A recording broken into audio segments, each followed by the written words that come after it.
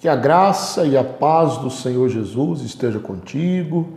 Seja muito bem-vindo ao meu canal. Você que já é inscrito, muito obrigado por acompanhar o meu conteúdo. Que Deus te abençoe.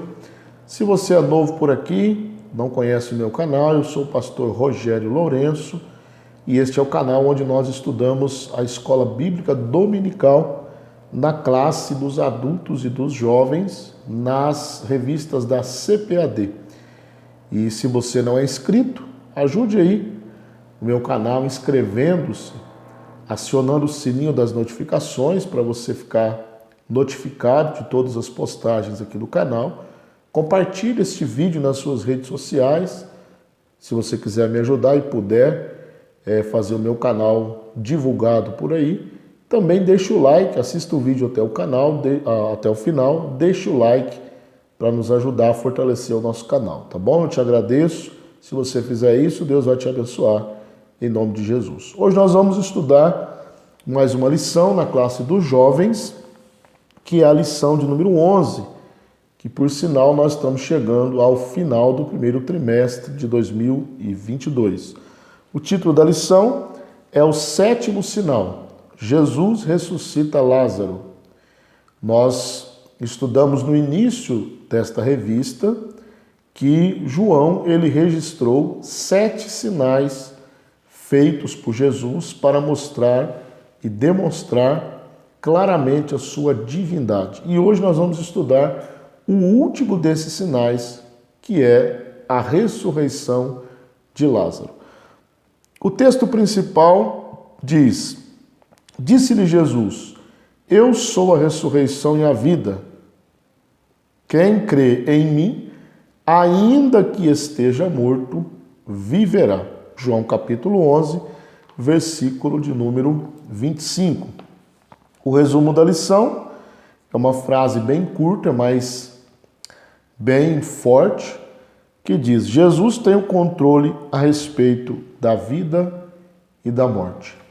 É muito importante também que você leia a leitura bíblica, né? O texto bíblico da sua revista, que está no Evangelho segundo escreveu João, capítulo 11, versículo 1, versículo 3, versículo 4, 14, 17, 39, depois versículo 41, 43 e 44. Estava então enfermo um certo Lázaro de Betânia, aldeia de Maria e de sua mãe Marta. Mandaram-lhe, pois, suas irmãs dizer: Senhor, eis que está enfermo aquele que tu amas. E Jesus, ouvindo isso, disse: Esta enfermidade não é para a morte, mas para a glória de Deus, para que o Filho de Deus seja glorificado por ela. Então Jesus disse-lhes abertamente: Lázaro está morto. Chegando, pois, Jesus achou que já havia 4 dias que estava na sepultura. Disse-lhe Jesus: Tirai a pedra. Marta, irmã do defunto, disse-lhe: Senhor, já cheira mal, porque já é de 4 dias. Disse-lhe Jesus: Não te hei dito que, se creres, verás a glória de Deus? Tiraram, pois, a pedra, e Jesus, levantando os olhos para o céu, disse: Pai, graças te dou por me haveres ouvido. E tendo dito isto, clamou com grande voz: Lázaro, vem para fora. E o defunto saiu, tendo as mãos e os pés ligados com faixas, e o seu rosto envolto num lenço. Disse-lhe Jesus: Desligai-o e deixai-o ir. Então esse é o texto bíblico que fundamenta a lição de hoje. A lição ela tem 3 tópicos, 3 divisões. A aldeia de Betânia, vamos ver aí, né? A posição geográfica de Betânia, que ela ficava estrategicamente escondida, e também que Jesus usava Betânia para sair da agitação do dia a dia. O ponto 2, o milagre da ressurreição. Vamos ver que este milagre foi para a glória de Deus. Bom, vamos ver que o autor do livro, que é João, cita a palavra defunto para Lázaro, mas Jesus usa a palavra Lázaro e tem um mistério aqui, né? E nós vamos hoje aprender. E 3, a ressurreição no presente. E o ponto principal 3, a soberania de Deus. Vamos ver aqui acaso ou propósito, é que Deus não faz nada por acaso, vivendo os propósitos de Deus e o soberano intervém. Então esta é uma visão geral da lição que nós vamos aprender nesta oportunidade. Então vamos para o primeiro ponto, a aldeia de Betânia, sua posição geográfica. A aldeia de Betânia, né? Ela é citada várias vezes na Bíblia, está aí na sua revista, você pode conferir as referências, Mateus 21, 17, Lucas 19, 29, João 1 e 1, João 12 e 1, ok? Betânia ficava mais ou menos, né, de 2,7 a 3 quilômetros de distância de Jerusalém. Ficava nas proximidades do Monte das Oliveiras. E foi dali, segundo Lucas, nós vamos ver aqui, segundo Lucas 24 e 50, foi dali que o Senhor Jesus foi assunto ao céu, né? Foi elevado ao céu. Lucas 24, 50, lá no finalzinho do Evangelho segundo escreveu Lucas, nós vemos ali que foi de Betânia, né, que Jesus foi assunto ao céu. E levou-os fora até Betânia, e levantando as mãos, o abençoou. E aconteceu que, abençoando-os ele, se apartou deles e foi elevado ao céu. Então foi ali, no Monte das Oliveiras, né, das proximidades de Betânia, que Jesus foi elevado ao céu. E os amigos de Jesus, né, Lázaro, Marta e Maria, moravam nesta cidade, nesta aldeia, né, chamada Betânia. Então é isso, a lição, a história, o milagre se desenvolve em Betânia, nesta aldeia. Subtópico 2, estrategicamente escondida. Então ela ficava, né, como eu já disse, mais ou menos de 2.700 metros ou até 3 quilômetros, né, nessa base aí, cerca de 3 quilômetros longe de Jerusalém, que a Bíblia chama de 15, quase 15 estádios, né? João 11, 18, você pode conferir isso. E não era muito difícil chegar em Betânia, porque era perto, saindo de Jerusalém. Saindo da cidade velha, né? A parte velha da cidade, era só cruzar o vale de Cedron. Jesus passou por esse vale ali, né? Quando ele foi para o jardim, lá no Getsêmani, e para o lado oriental do Monte das Oliveiras, onde estava Betânia. Então Betânia ficava ao oriente do Monte das Oliveiras. Então ela ficava estrategicamente escondida, ok? E o terceiro subtópico aí, saindo da agitação. Então Jesus, por algumas vezes, ele escolheu Betânia para passar um momento mais tranquilo, né? Momentos mais tranquilos, porque Jesus vivia rodeado de pessoas, vivia entre as multidões, né? Geralmente Jesus não tinha tranquilidade e de vez em quando ele tirava um tempo para ir para Betânia, que era um lugar mais tranquilo. E foi nessas viagens, né, que ele manteve relacionamento com Lázaro, Maria e Marta, suas irmãs. Então Jesus frequentemente, quando ele se deslocava para Betânia, frequentemente ele ia se hospedar, né, na casa de Lázaro. Então eles iniciaram e manteram esse relacionamento muito terno, né? Tanto que Jesus chora, nós vamos ver isso ainda, Jesus chora quando ele chega lá e vê que Lázaro está morto Ele já sabia disso logo, mas vendo as irmãs chorarem, vendo os judeus chorarem, ele também chorou, mostrando a ternura que ele tinha pelo seu amigo Lázaro. Então esse foi o primeiro ponto, tá bom? A aldeia de Betânia. Se você tem algum comentário nesse ponto, alguma dúvida, alguma divergência, pode colocar aqui nos comentários que nós vamos interagir com você.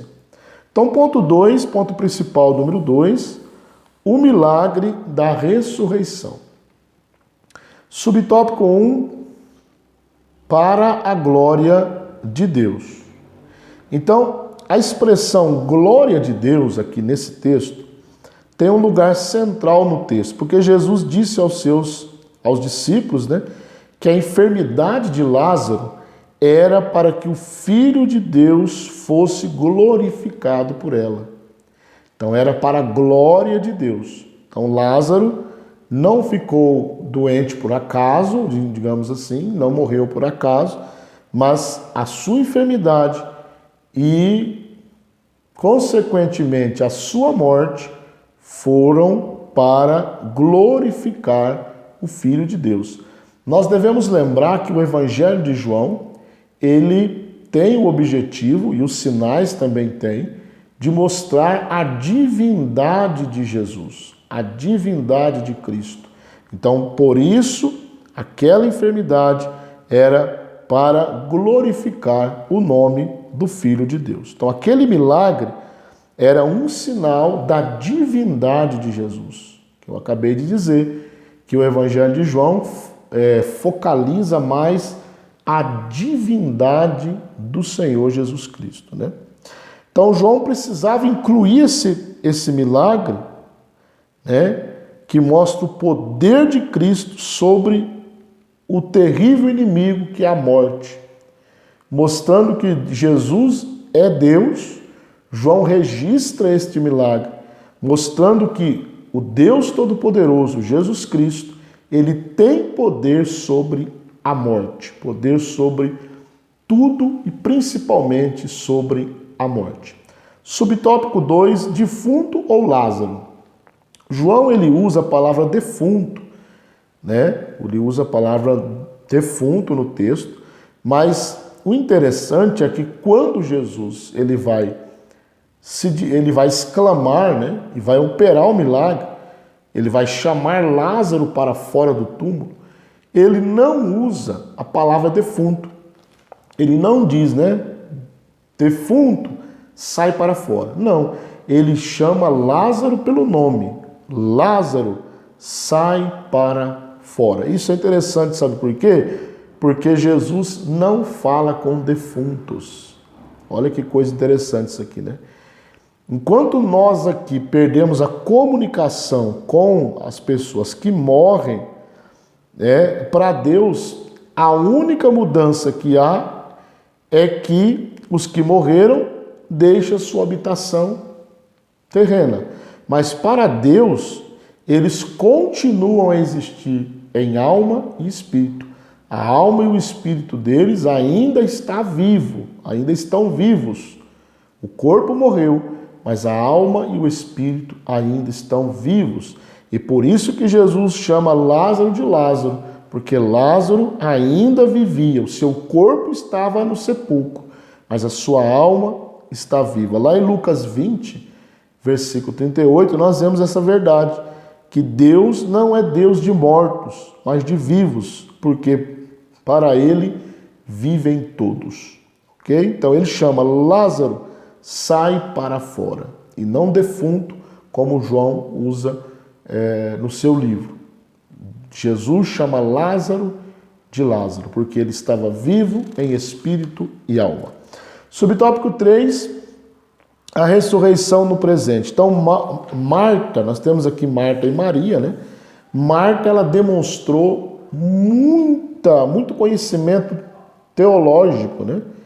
Que Jesus fala, o seu irmão há de ressuscitar, e ela conhecia a doutrina da ressurreição do último dia. Então ela fala, eu sei, Senhor, que meu irmão há de ressuscitar na ressurreição do último dia. Mas Jesus não estava falando ali da ressurreição para o último dia.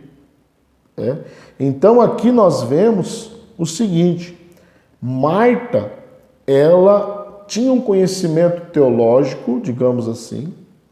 Maria, ela era, mas o conhecimento de Marta, melhor dizendo, era um conhecimento que muitas das vezes não demonstrava um relacionamento íntimo com ela, ou com ele, né, com Jesus. Por quê? Porque Jesus estava falando da ressurreição agora, presente, que Lázaro iria ressuscitar. Mas Marta não creu, ela creu numa ressurreição futura, mas não creu no milagre presente. E Jesus poderia operar o milagre ali, agora. Agora, o texto deixa claro, ao dizer que quando Jesus viu Maria chorar, moveu-se muito em espírito e também chorou. Não é que Marta não tenha chorado, eu acredito que sim.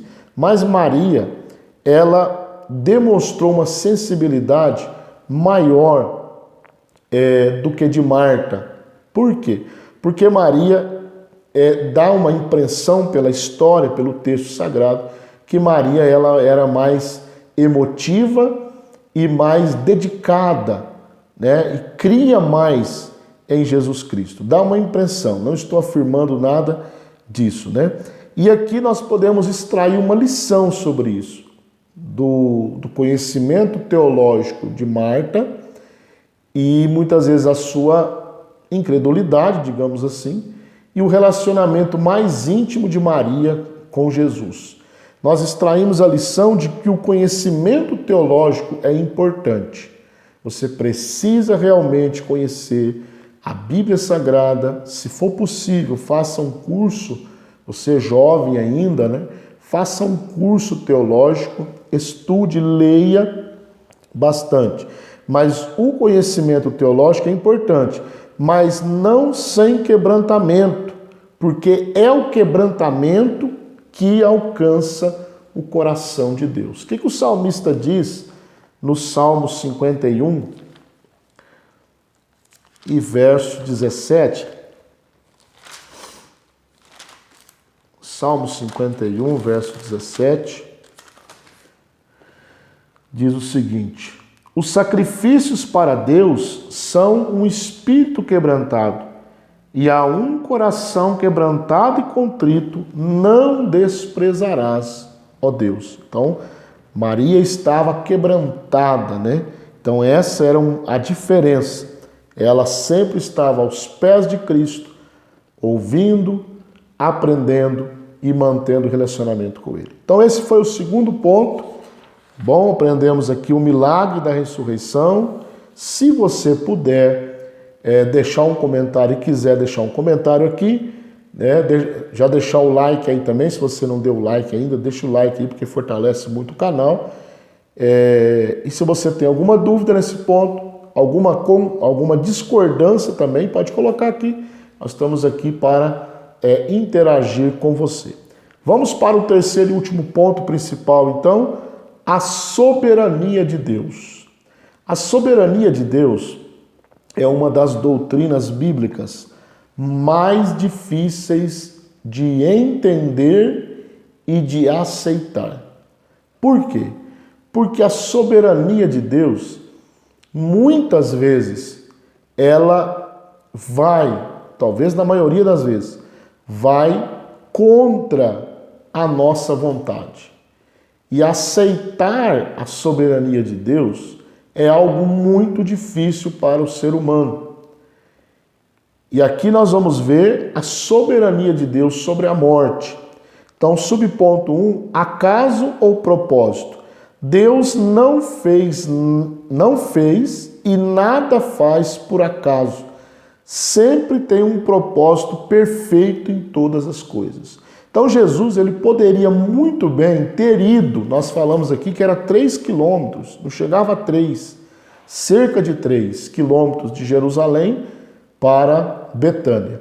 Jesus poderia muito bem ter ido e curado Lázaro, mas ele não faz nada sem propósito. Ele ficou onde ele estava até que Lázaro morresse, para ele ir então e ressuscitar Lázaro para que o seu nome fosse glorificado e para que a sua divindade fosse aclarada aos olhos de todos ali. Então Deus não faz nada sem propósito. Então você jovem, talvez algum adulto também que esteja ouvindo, assistindo esta aula, Deus não faz nada sem propósito. Deus não faz nada por acaso. Tudo tem um propósito nas mãos de Deus. Subtópico 2, vivendo os propósitos de Deus. Viver os propósitos de Deus não nos isenta de sofrimentos enquanto estivermos nessa vida terrena.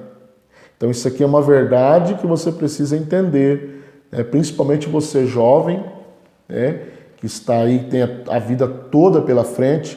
A vida cristã, os propósitos de Deus, viver os propósitos de Deus não nos isenta de sofrimento, tá bom? Por quê?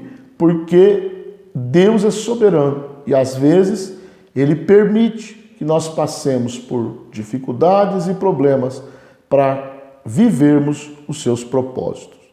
Então, agora o subponto 3, o soberano intervém. Então, quando Jesus, o soberano, aquele que tem toda a soberania, chega até as irmãs de Lázaro, Marta e Maria, até Betânia, ele intervém e quando ele vai ressuscitar Lázaro, Marta diz: Senhor, já cheira mal, porque é já de 4 dias. Então, Marta, nós já vimos aqui que ela não creu, vamos dizer assim, pelo menos no momento ali, dessa fala dela, que Jesus poderia ressuscitar Lázaro. Ela não creu, ela disse, já faz 4 dias, já cheira mal, não vamos abrir o sepulcro. Mas Jesus mandou tirar a pedra. A atitude de Marta, não menosprezando Marta, não é isso que nós estamos fazendo, mas a atitude de Marta retrata muito bem o que nós estamos vivendo hoje em muitas de nossas igrejas, que é o secularismo, estamos perdendo muitas vezes o senso do sobrenatural, o senso do milagre, o senso de que Jesus pode operar milagre hoje, Ele pode operar maravilha hoje. Então isso é muito importante para as nossas vidas. Ele pode agir hoje em nossas vidas.